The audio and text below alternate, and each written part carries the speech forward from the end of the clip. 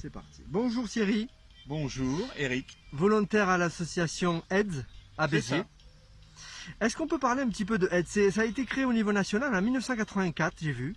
Oui. Association humanitaire, on peut dire, d'entraide, de lutte contre le sida et contre les hépatites. C'est ça. Alors tout d'abord, évidemment, contre le sida, l'association a 35 ans, on a fêté le 35e anniversaire l'an dernier. C'était à l'occasion du congrès de Tours en juin 2020. Et on a tracé les perspectives pour la fin du sida, Oui, et pas qu'on rien. espère à 2030. Ça va être une réalité, ça, concrète, fin du sida? Alors, il y a une grande nouvelle. Depuis le 1er mars 2021, on expérimente en banlieue parisienne sud un vaccin. Ah. Et ça, C'est pas trop connu, ça, on dirait. Mais non, ça arrive. C'est tout neuf. 1er mars 2021. Mais si ça fonctionne, c'est top. Alors, il y a la PrEP depuis 5 ans déjà. Alors la PrEP, Plus de c'est 5 autre ans. chose. La PrEP, c'est pas un vaccin. La PrEP, c'est depuis le 1er janvier 2016. Et la PrEP, c'est la pilule de la veille. Ouais. Moi, je l'appelle ça comme ça. Ça a un mérite, c'est que pour les personnes qui l'utilisent, ça permet une chose essentielle, c'est de ne pas faire confiance qu'à son partenaire. Et la PrEP, c'est un comprimé qu'on prend régulièrement ou non régulièrement en fonction de ses appétences sexuelles, en fonction de ses fréquences, qu'on prend d'une façon continue ou d'une façon discontinue. Et la PrEP est quelque chose qui préserve du VIH, de l'infection à VIH, pour les personnes qui sont séronégatives. Voilà. Et la PrEP se prend uniquement quand on est séronégatif. Elle se prend sous contrôle médical. Et ça a eu un mérite extraordinaire. C'est que la PrEP a permis de déceler une multitude de maladies qu'on appelle IST, infections sexuellement transmissibles, Ouais. qu'on a détectées et qu'on ne détectait pas avant. Parce qu'on suit de près la personne, hein, Oui. On tous les suit 3 mois. tous les 3 mois. Alors tous les 3 mois, on va faire un test VIH, bien sûr, c'est le fond de l'affaire. Ouais. On va faire un test hépatite B, hépatite C. Tous les 3 mois, on va faire un test gonorrhée, on va faire un test chlamydia. Et si la personne, on va faire un test syphilis. Et si la personne est détectée positive à l'un des tests, je ne parle pas du VIH, mais on va la traiter et elle ne sera plus contaminante. C'est un bienfait C'est bien extraordinaire. fait, extraordinaire, ouais. Et le système de santé français a fait un truc qui est lui aussi extraordinaire. Il faut en parler. Quand ça marche, il faut le dire. Quand ça marche pas, il faut le dire. Et quand ça marche, il faut le dire aussi. Ouais. La PrEP est remboursée à 100%. Et pourquoi elle est remboursée à 100%? Il y a une bonne raison. Elle est remboursée par la Sécu à 100%. Ouais. Sans qu'il y ait de pathologie annexe, sans qu'il y ait... Elle est remboursée parce que 13 ans de PrEP seraient nécessaires pour rembourser un seul traitement contre le VIH. Ah oui. La Non, il y a pas Sécu est photo. gagnante. Hmm. 13 ans, on a le temps d'y penser. Hmm. La PrEP, associée à d'autres modes de préservation, à d'autres modes de protection, tels que le préservatif.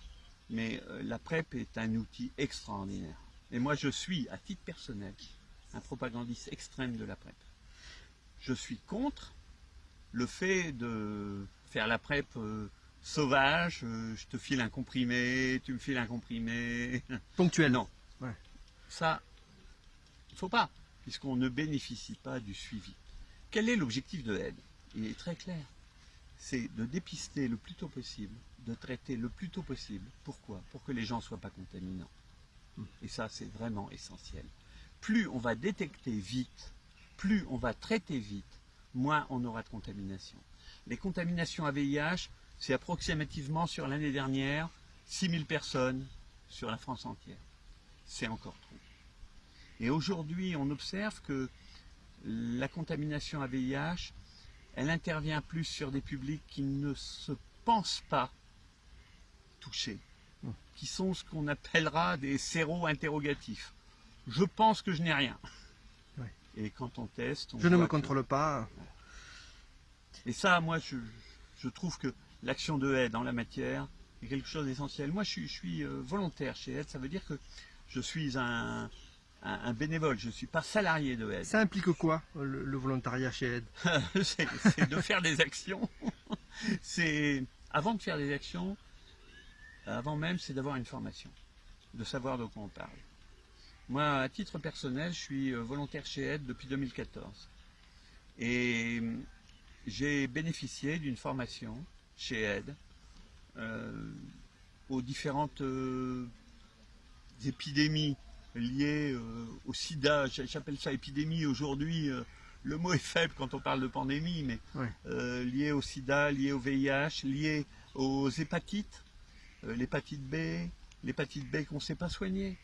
Mais on sait s'en prémunir, on sait s'en vacciner. Il faut inciter les gens à se vacciner contre l'hépatite B. C'est détecter les personnes qui sont porteuses de l'hépatite C. L'hépatite C, c'est par le sang. Il y a une foule de modes de contamination possibles, mais par le sang. Aujourd'hui, ça se soigne, ça vaut une fortune, ça vaut la peau des fesses, j'oserais dire. Et si on peut épargner tout ça en faisant attention, je crois que c'est un bien pour tout le monde. Parfait. Est-ce qu'on peut parler aussi de la notion qu'aujourd'hui, avoir le VIH, on peut ne pas le transmettre par les traitements qu'on reçoit. Ça peut être indétectable. Est-ce qu'on peut aborder cette question? Oui, on peut. On peut. Alors, on a vu il y a 3 minutes la PrEP, prophylaxie pour les personnes qui ne sont pas atteintes du VIH et qui souhaitent se prémunir du VIH. Mais on peut voir le cas des personnes qui sont infectées à VIH qui malheureusement, pour des raisons qui ne sont pas nécessairement sexuelles, qui peuvent être liées à des transfusions sanguines qui ont lieu dans les années 80-85, sont touchées par le VIH. Et aujourd'hui, on ne sait pas guérir le VIH. On ne sait pas le guérir. On sait le traiter, on sait le soigner, mais on ne sait pas le guérir. Ça veut dire que une personne qui est soignée, qui est traitée contre le VIH, si elle suit son traitement avec régularité, c'est toujours l'observance. L'observance, c'est le fait de suivre avec régularité. L'observance, c'est toujours quelque chose d'essentiel. Si la personne suit son traitement avec observance, elle devient un jour, on peut compter autour de 3 mois après le début du traitement, mais ça c'est un ordre de grandeur, ça varie d'un individu à l'autre. Elle n'est plus détectable, c'est-à-dire que la présence du virus dans le sang n'est plus détectable par les machines. Et si elle n'est plus détectable par les machines d'analyse biologique, elle n'est plus transmissible. Et il vaut mieux quelqu'un qui est séropositif, indétectable, que quelqu'un qui est séro-interrogatif, Qui ne sait pas qu'il a le VIH. qui ne sait pas. Donc ça, c'est une grande avancée. On n'a pas tué le VIH, mais on l'a rendu inopérant. On arrive à le rendre inopérant. On l'a rendu inopérant pour les personnes traitées. Pour les personnes sous traitement, qui là encore, suivent leur traitement avec observation, avec observance, qui font pas n'importe quoi, qui vont avoir un traitement pour X jours. Il y a aussi aujourd'hui des possibilités de ne pas avoir un traitement tous les jours. Mais le traitement s'est considérablement allégé depuis les années 80-90, où on avait des effets secondaires considérables. Aujourd'hui, on a tendance à dire, il peut y avoir des exceptions, c'est comme tout, et on a tendance à dire que les effets indésirables arrivent au début du traitement. Une fois qu'on est sous traitement et que c'est stabilisé, il n'y a plus d'effets indésirables. Donc il faut se traiter. Il faut se traiter le plus vite possible pour ne pas être contaminant. Il faut informer ses partenaires. Il faut expliquer à ses partenaires qu'on est séropositif peut-être, mais qu'on est non détectable, non transmissif. Est-ce que ça permet des conduites à risque d'être indétectables? Rien ne permet les conduites à risque. Tout est fait pour qu'on limite les risques. Tout est fait pour qu'on limite les risques pour la personne concernée, pour son ou ses partenaires. C'est ça. Aide ne dira jamais qu'il faut avoir des conduites à risque. Aide dira toujours il faut prendre des précautions pour éviter que le risque n'arrive. Ce qui est complètement différent. Merci Thierry. Il y a un volet de AIDS qu'il faut aborder et qui est mal connu, c'est le cas rude. Ah, le cas rude, oui, on en a assez peu. Des cas rudes de mémoire, il y en a, alors je dis bien ça de mémoire, mais il y en a une vingtaine en France. il y a 70 bureaux de aide en France, qu'on appelle des lieux de mobilisation, parce que c'est là que se réunissent les salariés et les volontaires. Donc Béziers et Carude. Béziers et Carude. Alors Béziers est l'un des bureaux d'accueil qui accueillent des personnes qui sont addictives, appelons un chat un chat, à des conduites, à des consommations de produits psychoactifs. Donc des drogues. Alors, ça c'est au sens très large. Le produit psychoactif, c'est un peu tout, c'est tout ce qui va agir sur le cerveau. On entend, nous, d'une façon peut-être un peu plus restrictive, le mot psychoactif parce que j'en juge à travers les personnes qu'on reçoit. Les personnes qu'on reçoit sont assez souvent des personnes qui sont injecteurs, qui sont injecteuses, on dit aujourd'hui. D'accord. Une personne est injecteuse. C'est-à-dire quelqu'un qui va avoir des injections de produits psychoactifs dans les veines, avec potentiellement des atteintes au système veineux, avec un capital veineux qui va s'éroder. Et Aide va accueillir ces personnes, va les conseiller, va les guider, non pas en jugement de valeur en disant il ne faut pas faire. On s'interdit chez Aide de dire ça. Il n'y a pas de jugement, hein, confidentialité, non-jugement. Non-jugement, on s'interdit de dire faut pas faire. On peut dire ce que vous faites n'est peut-être pas la meilleure approche. Ouais. Et de conduire la personne à pratiquer plus efficacement, plus en sécurité, sa prise de risque. Mais au nom de quoi? De l'encadrer Aide, en fait, de l'encadrer, de l'entourer. De l'entourer, pas de l'encadrer.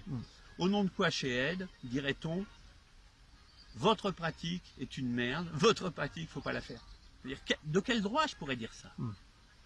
Chaque individu est maître de son avenir, de sa destinée. Si quelqu'un a besoin, il y en a qui le font par plaisir, il y en a qui le font par besoin.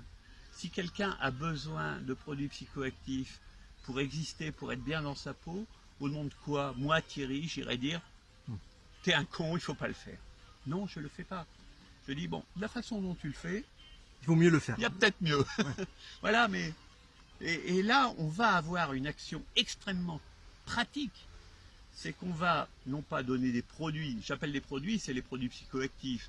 Produits psychoactifs, ce sont les nouveaux produits de synthèse, ce sont l'héroïne, ce sont les produits de substitution, le Subutex et ainsi de suite.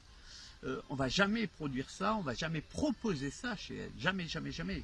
Notre but n'est pas d'encourager les gens à pratiquer. Notre but, c'est de faire en sorte qu'ils ne s'abîment pas en pratiquant. Et c'est pas de dire ce que tu fais, c'est bien, c'est pas bien.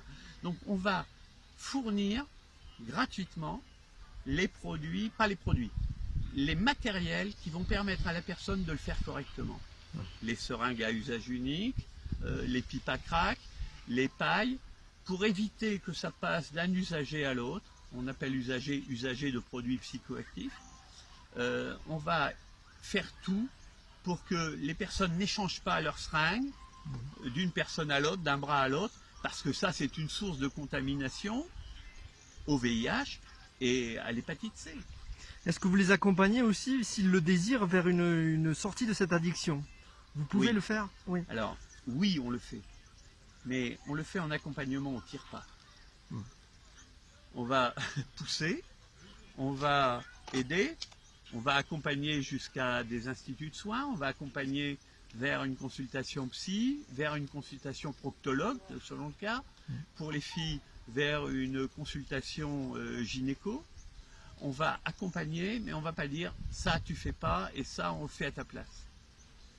L'idée de Aide, c'est de prendre les gens comme ils sont, de les aider, c'est le cas de le dire. Et les accompagner? Accompagner, aider, accompagner, mais sans dire ça c'est bien, ça c'est mal. Le jugement, c'est important. Aucun droit pour dire ça c'est bien, ça c'est mal.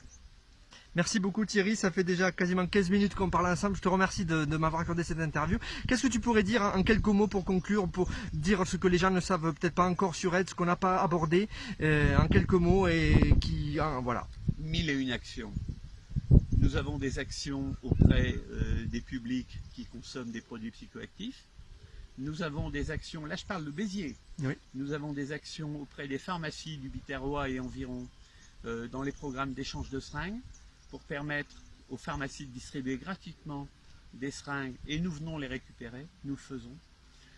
D'avoir des maraudes pour aller voir des personnes qui sont en difficulté avec des produits psychoactifs, avec des conduites addictives, de faire des actions sur des lieux de rencontre externes pour les publics qui sont en précarité, qui sont des publics homosexuels ou qui sont des publics bisexuels qui s'ignorent en qualité d'homosexuels, qui ont des conduites à risque avec le siège bébé à l'arrière de la voiture et qui ont n'importe quelle pratique.